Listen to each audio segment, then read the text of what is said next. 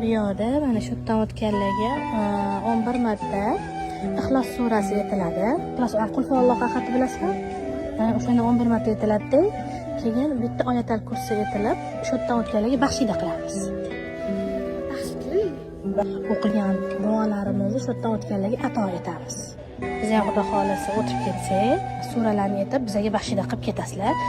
Birinchi bo'lib shu yerdan o'tganlarga baxshida qilib, keyin bizani qo'shib aytasizlar, xo'p? Har bir inson mehmon bo'lib keldi, mehmon bo'lib ketadi cho'chqa. Qizg'a ota-onalarimiz choyga soladigan qandga o'xshashadi. Hayotimizni shirin qilishadi-da, o'zlari esa